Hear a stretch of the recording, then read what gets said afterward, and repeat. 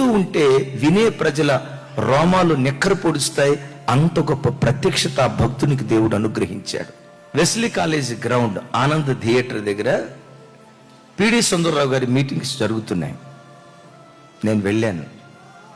ఓ మనుషుడా, దేవుడు నిన్ను ఎందుకు పుట్టించాడు? నిన్ను పుట్టించటం వెనుక దేవుని ప్రయాసం నీకు అర్థమైతే, నిన్ను బ్రతికించడానికి దేవుడు పడిన పోరాటం నిజంగా నీకు అర్థమైతే, లోకాన్ని పెంటగా ఎంచుకుంటావు, నిన్ను పుట్టించిన దేవుణ్ణి ప్రాణాధికంగా నువ్వు ప్రేమిస్తావు అని చెప్తూ ఆ భక్తుడు చెప్పిన మాట ఏంటో తెలుసా?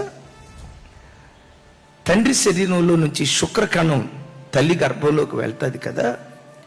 శుక్రకణాలు వెళ్ళేటప్పుడు 25 కోట్ల శుక్రకణాలు ఒకేసారి వెళ్తాయి. ఈ 25 కోట్ల శుక్రకణాలలో పిండంగా మారేది మాత్రం ఒక్క కణమే. ఆ ఒక్క కణం బ్రతకటానికి తతిమ 24,99,99,999 శుక్రకణాలు చావాలి.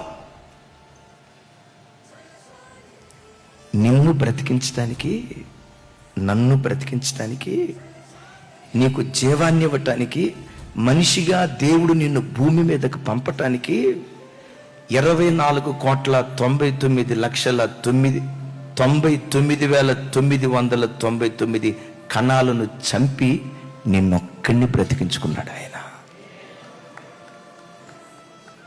నా మాట అర్థమైందా?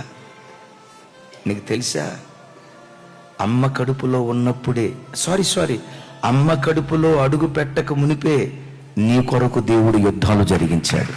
నీ కొరకు దేవుడు పోరాడాడు. ఆ దేవుడు ఎవరో నీకు తెలియకపోయినా, ఆయన నామస్మరణ ఏంటో నీకు తెలియకపోయినా, ఆయన పేరేంటో నీ చెవులతో వినకపోయినా, నీ మీద దేవుడు ఒక ప్రణాళిక కలిగి, నీ మీద దేవుడు ఒక ఉద్దేశం కలిగి, ఒక ఉన్నతమైనటువంటి సంకల్పం కలిగి, నీ నిమిత్తం తతిమా కణాలన్నిటినీ చంపి అమ్మ కడుపులో నిన్ను ప్రవేశపెట్టాడు.